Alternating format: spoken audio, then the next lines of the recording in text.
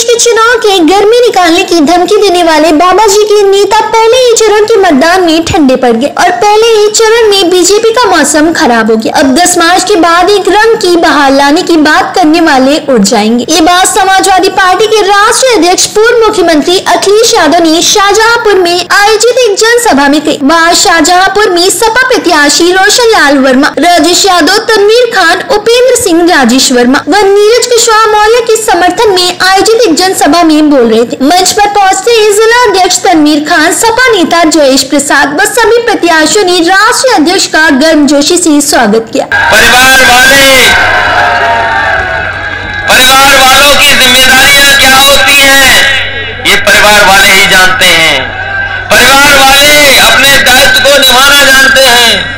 परिवार वाले ये भी जानते हैं कि अगर उनके परिवार में कोई नौकरी नहीं है, रोजगार नहीं है, तो वो जानते हैं कि परिवार का दुख दर्द क्या है।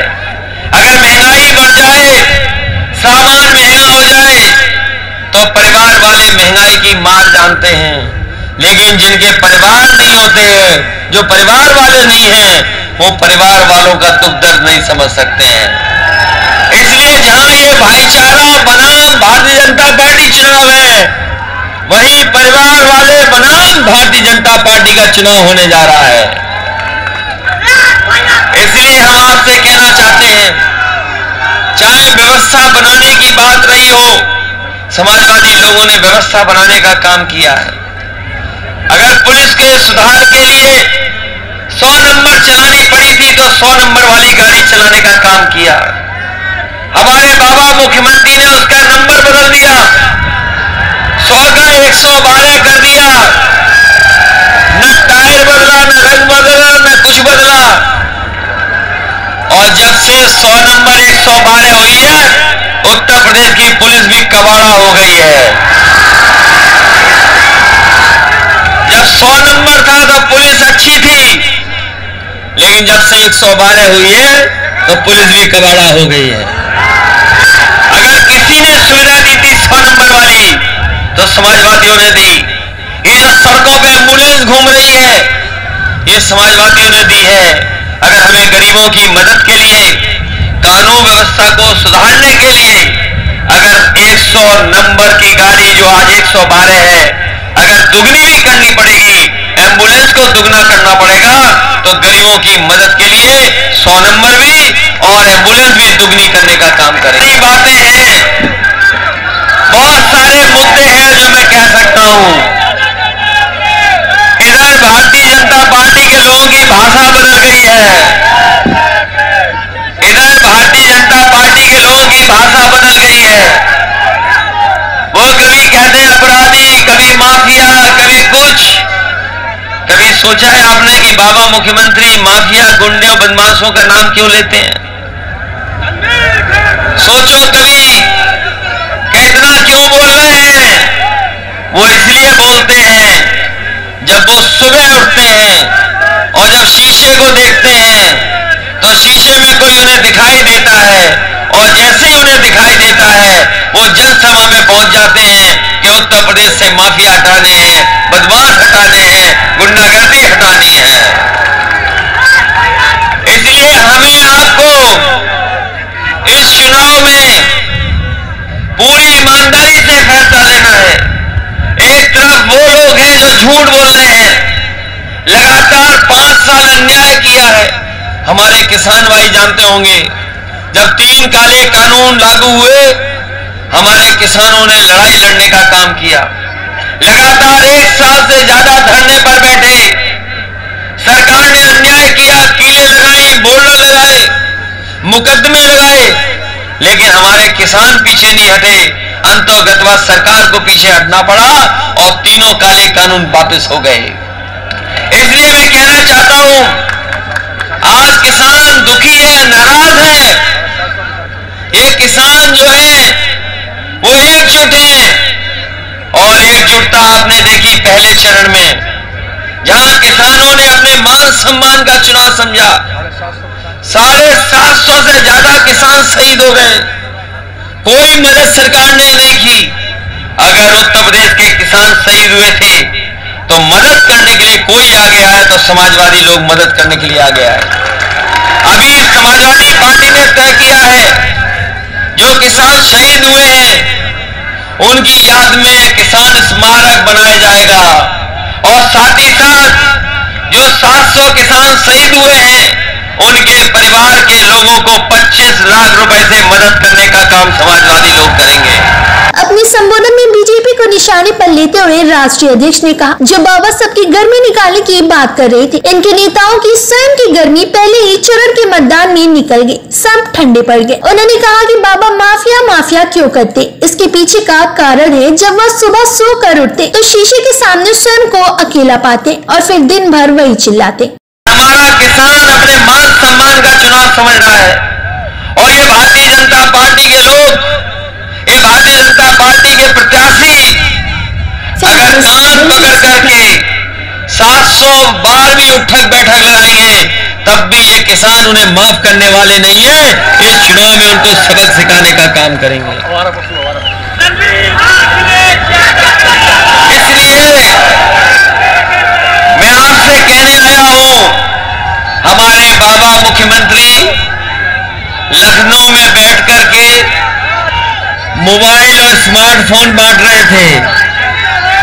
हमारे बाबा मुख्यमंत्री लखनऊ में स्मार्टफोन बांटे हैं, हो सकता है कुछ शाजापुर में भी बांटे हों।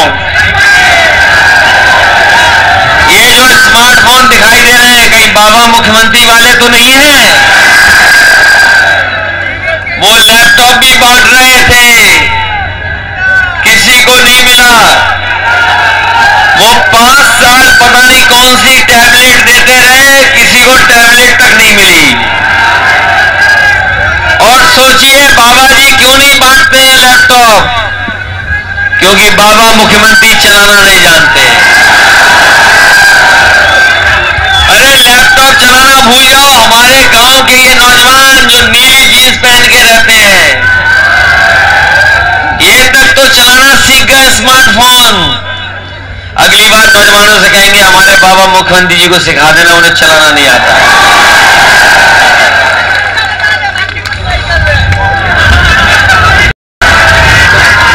अपना प्रिय काम भी नहीं कर पा रहे हैं। बताओ हमारे किसान भाइयों को तार लगाने पड़ रहे हैं। बताओ खेतों की रखवाली के लिए तार लगाने पड़ रहे हैं। हम समाजवादी लोग भरोसा दिला रहे हैं कि सरकार बनेगी तो गौशाला सेवा के लिए अगर हमें कोई इंतजाम करना पड़ेगा इनसे बेहतर, और अगर गौ पालकों को हमें कुछ और भी सहयोग करना पड़ेगा सरकार से, तो ऐसा फैसला लेंगे, ऐसे मदद करेंगे जिससे हमारी गाय की सेवा हो सके, गाय की मदद हो सके। लेकिन गाय मां तो अलग है, सांडों का हाल क्या है ये बताओ आप। बताओ सांड हटाना चाहते हो कि नहीं हटाना चाहते हो? समाजवादी पार्टी ने तय किया है, हम अपने पत्रकार साथियों के सामने बड़ी जिम्मेदारी के साथ कह सकते हैं कि इतनी जान सांड के एक्सीडेंट से कहीं नहीं गई है जितनी उत्तर प्रदेश में गई हैं। बड़े पैमाने पर लोगों की जान गई है। समाजवादी पार्टी ने यह भी तय किया है कि अगर सांड की टक्कर से एक्सीडेंट हुआ और किसी की जान गई तो उस परिवार की 5 लाख रुपए से मदद करने का काम करेंगे। इसलिए जहां 300 यूनिट फ्री बिजली दे रहे हैं, लैपटॉप पहले की तरह देंगे, और अपनी माताएं बहनों को 500 रुपया समाजवादी पेंशन दे रहे थे, इस बार 3 गुना और 18,000 रुपया साल देने का काम अपनी माताओं बहनों को समाजवादी लोग करेंगे। इन नौजवानों के सपने पूरे हों, इनके नौकरी मिले, रोजगार मिले, इसलिए चाहे सेना में भर्ती करानी पड़े सेना में भर्ती कराएंगे, पुलिस की भर्ती निकालेंगे, और जितनी भी सरकारी जगह हैं उन पदों को भरने का काम भी समाजवादी सरकार में होगा। ये लोग कह रहे थे कि किसानों की आय दोगुनी हो जाएगी। बताओ किसान भाइयों, किसकी आय दोगुनी हो गई? और हमारे किसान भाइयों के बेटे भी हैं, बताओ कहां आय दोगुनी हो गई? न गन्ने का भुगतान करा पाए, न धान की कीमत दिला पाए, और जब शाहजहांपुर में खाद की फैक्ट्री है तो खाद भी नहीं दिला पाए किसानों को। बताओ खाद मिल पाई क्या किसी को? और खाद अगर मिल भी गई होगी तो खाद की बोरी देखी होगी तो उसमें से खाद की बोरी से चोरी हो गई है। हो गई चोरी के नहीं हुई? ये भाजपाई लोग कहते थे कि हवाई जहाज पे चलने वाला हमारा हवाई चप्पल वाला भी चल लेगा, हवाई चप्पल पहनने वाला हवाई जहाज पे चलेगा। बताओ जब से डीजल पेट्रोल महंगा हुआ है हमारी गाड़ी नहीं चल पा रही, गरीबों की गाड़ी नहीं चल पा रही। कहां चल पा रही है गरीबों की गाड़ी बताओ? और 100 से पार हो गया पेट्रोल। इनकी सरकार आ गई तो चुनाव के बाद राशन भी बंद हो जाएगा और ये पेट्रोल डीजल भी 200 के पार पहुंचा देंगे। ये गरीबों को बताएं, ये राशन केवल मार्च तक दे रहे हैं, मार्च के बाद नहीं दे रहे हैं। मैं अपने पत्रकार साथियों से कहना चाहता हूं, प्रधानमंत्री आ रहे हैं, गृह मंत्री आ रहे हैं, मुख्यमंत्री घूम रहे हैं, बताओ बजट में पैसा क्यों नहीं रखा राशन का? अगर बजट में पैसा नहीं है तो केवल वोट लेने के लिए राशन दे रहे हैं। समाजवादी पार्टी के लोग आपको बता के जा रहे हैं हमें गरीबों के लिए भोजन देना पड़े, राशन देना पड़े, सरसों का तेल देना पड़ेगा, चाहे घी देना पड़े। हम लोगों की सरकार बनेगी तो गरीबों को पौष्टिक आहार के साथ साथ उनको राशन देने का